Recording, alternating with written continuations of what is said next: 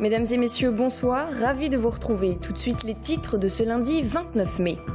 L'inquiétude des automobilistes partout en France. La grève des conducteurs de camions-citernes se poursuit aujourd'hui en région parisienne.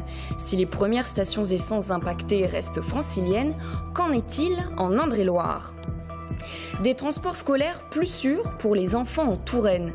Un nouveau dispositif de comptage à l'aide de bracelets connectés est expérimenté. Objectif, s'assurer de la présence de chaque enfant à bord. Explication dans ce journal. Et puis la 12e édition du Festival des Roses de Chédigny ce week-end, avec en point d'orgue l'inauguration d'un jardin de curé du 19e siècle. Vous découvrirez dans quelques instants ce nouveau lieu de visite et de formation. Inquiétude pour les automobilistes. Les conducteurs de camions-citernes ont repris leur grève à l'appel de la CGT aujourd'hui en région parisienne. Les routiers réclament une amélioration de leurs conditions de travail et une hausse des salaires. Si le mouvement persiste, les stations essence pourraient manquer de carburant en Île-de-France dans les prochains jours. Qu'en est-il pour les stations en Indre-et-Loire? Le point avec Amanda Bruyère-Rivera. En ce début d'après-midi à Saint-Cyr-sur-Loire, les automobilistes venus se servir en essence sont sereins. Il y a Auchan qui est fermé jusqu'à 15h. Je crois que ça ouvre à 15h. Donc là, c'est sur ma route, donc je fais le plein de la voiture. Il ne faut pas tomber dans le négatif.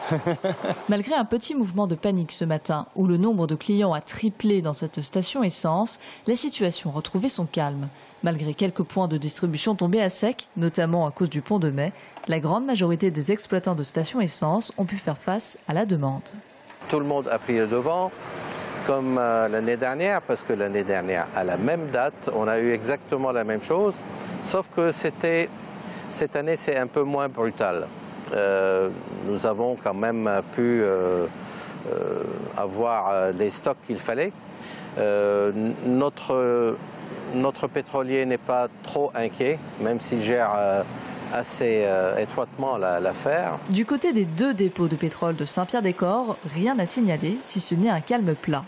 Les deux centres ont continué à approvisionner les stations d'essence Tourangeal et limitrophes. La CGT nationale des transporteurs routiers avait promis d'étendre la contestation à l'ensemble du territoire.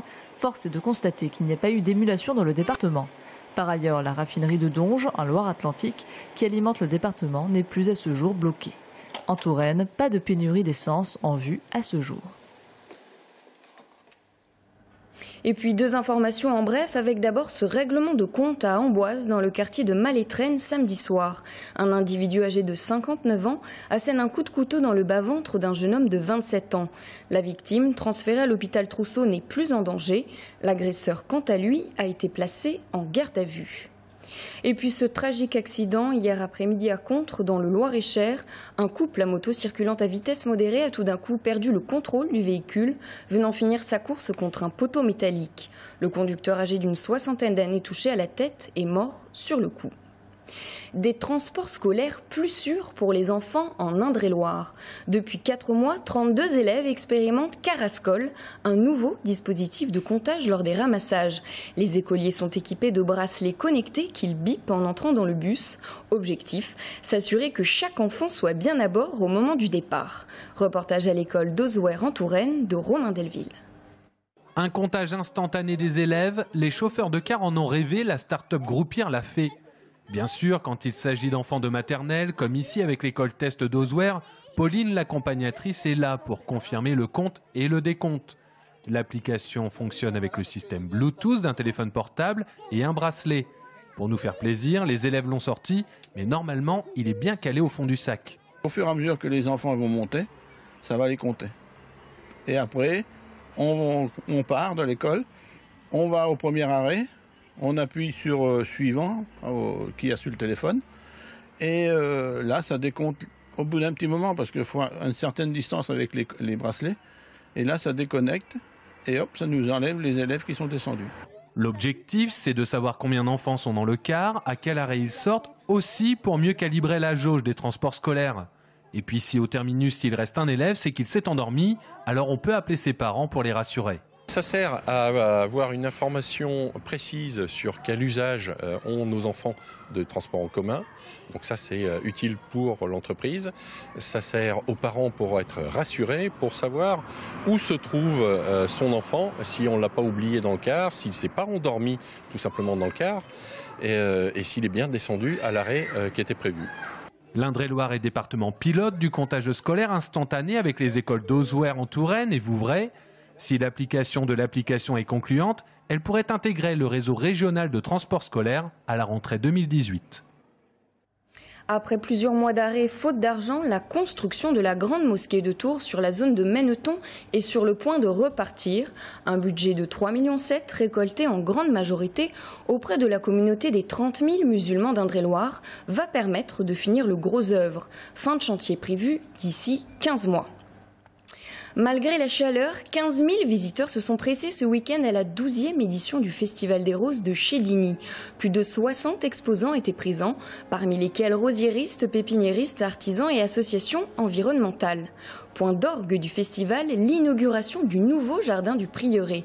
La municipalité a recréé un authentique jardin de curé du 19e siècle.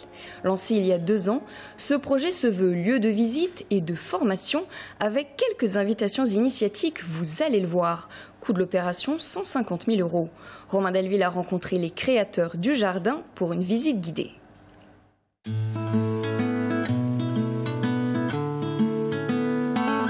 Des plantes médicinales, des fleurs d'ornement, un potager, des espèces oubliées, désuètes voire austères. Le jardin du presbytère de Chédigny reprend les caractéristiques d'un jardin de curé du 19e siècle. Il n'y a plus de curé depuis 45 ans dans la commune. Le jardin, lui, est revenu. Il y avait des fonctions également de soigner le curé et ses ouailles, jardin de l'apothicaire, les plantes médicinales officinales. Également de pouvoir cueillir des fleurs pour l'hôtel, très très important aussi. Donc il y a un jardin bouquetier. Auteur du livre Jardin de curé, jardin d'antan, Philippe Ferret et Aurore Claudie-Mangold ont créé et scénographié le jardin. Et si monsieur est l'érudit des variétés végétales, madame s'est chargée de la symbolique, entre les 12 apôtres, le baptistère et les autres références chrétiennes. On poursuit le cheminement et on arrive à la croix. La croix dont la symbolique, la verticalité, l'horizontalité et le point central de la croix.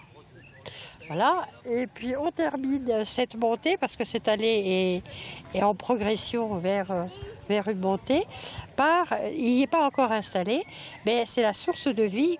Pour la mise en forme, la paysagiste a dû trouver des espèces très rares, comme ces œillets de poètes très sombres. C'est que la vie d'un curé du 19e siècle ne laissait que peu de place à la gaieté. Au total, plus de 500 variétés tapissent ce jardin fraîchement conçu. Le but, c'était aussi de les trouver toutes dans leur variété, en fait, parce qu'il y avait des petites subtilités, des plantes rares. C'était pas facile de les trouver, donc il a fallu aller chercher la perle rare chez des producteurs un peu spécialisés ou des producteurs un petit peu atypiques. Ça n'a pas été facile, en fait, c'est pas nos producteurs habituels. Le projet a été lancé il y a 2 ans, a coûté 150 000 € entre le ministère de l'Environnement, la région et le département. L'association des Roses de Chédigny a mis au pot 30 000 €. Et avec un droit d'entrée à 3 €, l'espoir aussi est cultivé de créer un éclairage pour des visites à la tombée de la nuit. Et comme chaque lundi, on retrouve Bastien Mathieu pour l'actualité sportive du week-end. Bonsoir. Bonsoir. Alors on commence tout de suite avec la défaite honorable de l'U17 en demi-finale de championnat de France. Les Tourangeaux se sont inclinés face aux Monégasques 3-5. Et oui, honorable parce que c'était déjà un exploit d'être ici. Ils avaient terminé premier de leur poule. Ils s'étaient ensuite qualifiés pour les quarts de finale avec une victoire contre Laval, 1-0. Mais ils sont donc cette fois tombés sur plus fort qu'eux avec cette défaite contre Monaco. Une défaite donc 5-3, beaucoup de buts marqués dans ce match. Les Cielés Noirs qui ont donc longtemps rivalisé quand même avec Monaco. Ils menaient même à la mi-temps 2-1 grâce à des buts de Caille et de Bouzrara, sans oublier un pénalty arrêté par Bloch. Mais Monaco va renverser le match et marquer 3 buts en moins de 20 minutes. Les Monégasques qui donc se qualifient pour la finale, une finale qui va faire envie sur le papier puisqu'ils affronteront le PSG. Et puis également la victoire cette fois de l'US Tours face à Bourges 15 en Fédéral 3. Et oui, l'US Tour pour qui tout va bien avec cette qualification pour les quarts de finale. Une qualification facile, on peut le dire, pas de suspense. Une victoire 55-10 hier après-midi. Un essai tourangeau dès l'entame et un carton rouge au bout de 10 minutes pour le talonneur de Bourges qui va permettre à l'US Tour d'être plutôt serein tout au long du match. Il y avait déjà 29-3 à la mi-temps. 8 essais vont être marqués en tout. Tour va maintenant se rencontrer. Plaisir en quart de finale. Ce sera dimanche sur un terrain neutre. Bastien Mathieu, on vous retrouve ce soir pour votre dernier stadium à 19h15 et 20h15. Quel est le programme ? On parlera de drift, une course de voitures très impressionnante. Une des étapes de championnat de France qui se déroulait à Tours ce week-end. Ce week-end, on avait aussi le droit à la 21e édition de l'Howardington, le tournoi de rugby à 7 qui a toujours autant de succès. Et puis, il y a aussi la Happy Color Run qui approche. Donc voilà, encore un programme très chargé. Merci Bastien. Et puis sport toujours avec le départ ce matin dans le Loir-et-Cher de la 27e étoile cyclo. 812 enfants de 23 écoles réparties sur tout le département se sont lancés sur les routes à la découverte de leur patrimoine. Point de rencontre demain soir à Blois pour pédaler ensemble jusqu'à vendredi. Les élèves de 6 à 11 ans parcourront 30 à 60 km par jour. Distinguée pour la deuxième fois consécutive lors du Festival de Cannes, la région Centre-Val de Loire et l'agence de cinéma régionale Cyclique. Elles ont soutenu le film 120 battements par minute de Robin Campillo, récompensé par le Grand Prix du jury. L'histoire, au début des années 90, des militants d'Act Up Paris qui luttent contre l'indifférence générale face à une maladie encore mortelle, le sida. Extrait. Bonjour tout le monde, nous sommes Act Up Paris et nous sommes venus vous donner un cours de prévention sur le sida parce que l'État français est incapable de nous informer. Qui vous a donné l'autorisation? Il faut savoir que la capote, c'est la seule manière de se protéger pour la fellation. Il faut savoir que le risque existe bel et bien. Je vous demande de quitter cette salle. Nous vivons le sida comme une guerre invisible aux yeux des autres.